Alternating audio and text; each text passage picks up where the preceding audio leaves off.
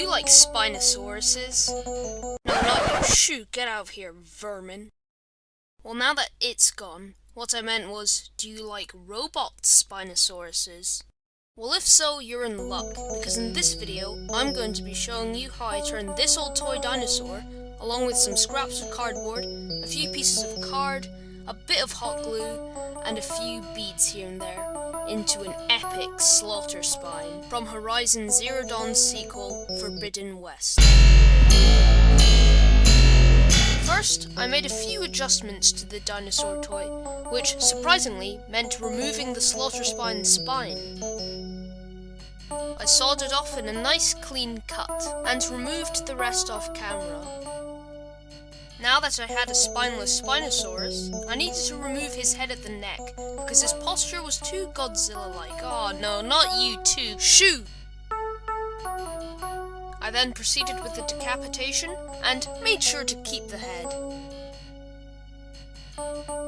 With all that surgery out the way, I began adding the armoured plates. I made them all out of pieces of cardboard, which I fit against the area I wanted to cover, and then drew out a rough shape, which I then cut out, stuck a piece of card on top, and finally hot glued in place. I also hot glued a wooden bead, before adding details in cereal box card, and of course I repeated all of that on the other side. I also chopped off all of his toes because I was going to replace them with robot claws. And because I was feeling a lot like Sid from Toy Story, I decided to amputate both his arms as well. After that, I added all of the lower leg armor, and of course did all of that on the other side again. To make him even more robotic, I made him a neck out of tin foil or aluminium foil or aluminum foil, whatever you guys like to call it. To hide all the scaly details, I covered his entire body in cereal box card. For the SLAUGHTERSPINE's arms, I went through the usual procedure, but I also gave him a beady bicep. I then added a few more details, like some extra card, his shoulder pads, his hands, and to top it all off, his claws, but I did eventually realise that I'd placed them the wrong way round. Please forgive me. With both his arms attached, I moved on to making those shoulder cannon things he has. I stacked a few pieces of cardboard together for the main thing that holds all the guns. The guns themselves were made out of a piece of cardboard and a few beads. I then copied this 3 more times before assembling it, repeating it, and attaching them both. But right now, this is just a slaughter because it doesn't have its spines, so I made all 3 of them by sandwiching a small piece of cardboard between the 2 main fin parts, and for the smallest one, I added a few hammer beads in between. I also took the time to rearrange the SLAUGHTERSPINE's claws. I then montaged a lot of armor plates onto this beastie. See? I told you there were a lot of armor plates. I also chucked a few beads onto his neck as canisters of some sort. I started working on the head by creating a rough snouty shape before repeating that and sandwiching a smaller piece of cardboard in between to create those sort of snout spikes it has. I cut out 2 elongated octagons as the base of the eyes before I traced out that shape on a piece of card and cut out the eye slits. I attached both these pieces with a stack of cardboard acting as support. I then glued on all of the crested details before finally attaching the head to the neck, and once the glue had dried, I then stuck on both of his jaw pieces. His tail laser gun thing was made by attaching 3 flaps of cardboard onto a bead, and when the green stuff details were added, it looked strangely familiar.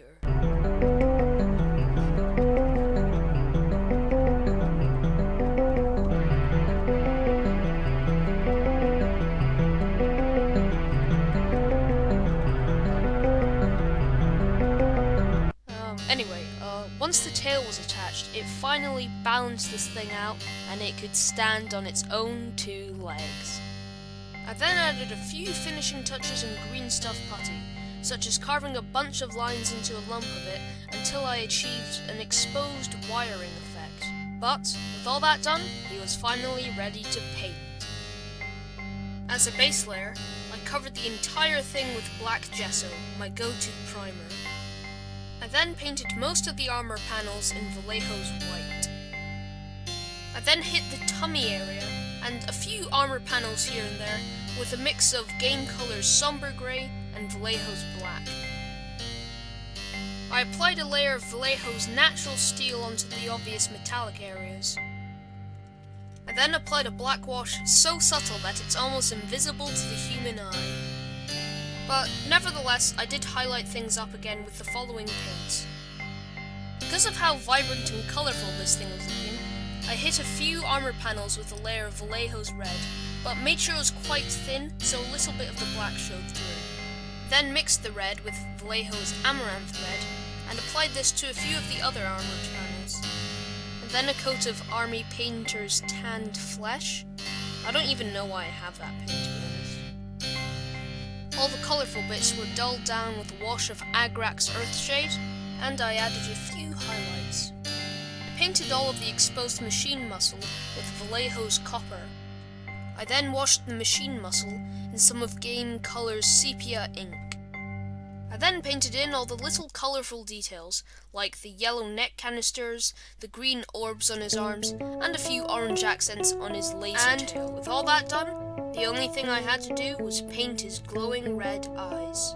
To make sure that the red was very vibrant, I painted in all of the eyes with a layer of white, but wasn't too worried about keeping things neat, as a little bit of overspill will help add to that glowing effect. I then used some of Citadel's Evil Sun Scarlet to paint in the eyes, and also watered it down a bit, and applied this wash to the areas around the eyes to also add that glowing effect. And after applying many more washes of varying transparency, this is what I was left with.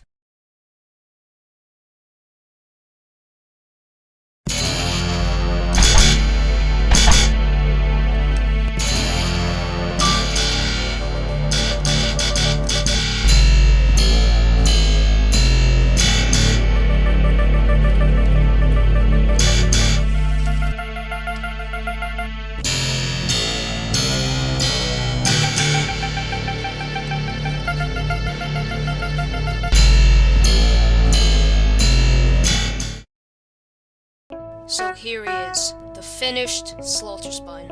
As you might have been able to guess with all the excited hand motions, I'm really happy with the way this project turned out.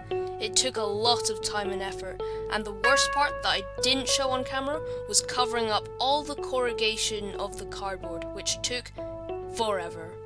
He's definitely not perfect though. There are tons of inaccuracies, the most obvious one being the armor along his neck, which, as I later learned, didn't look like that at all, but who cares? Never let perfects be the enemy of good. If you want to see me make more Horizon Zero Dawn / Forbidden West machines, then leave your suggestions in the comments below, and I think soon I'm going to be making something to do with Marvel's new show Moon Knight, so subscribe if you want to see that. Anyways, this is a lot of effort, and I think he looks pretty cool, and it's definitely the best Spinosaurus I have ever made.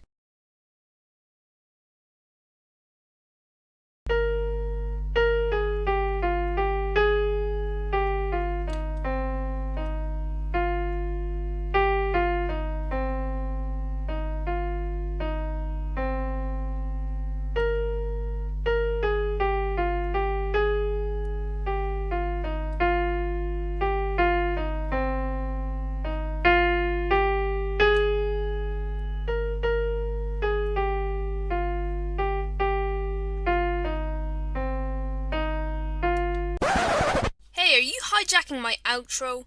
This is the last straw, you little paper pest. Come here.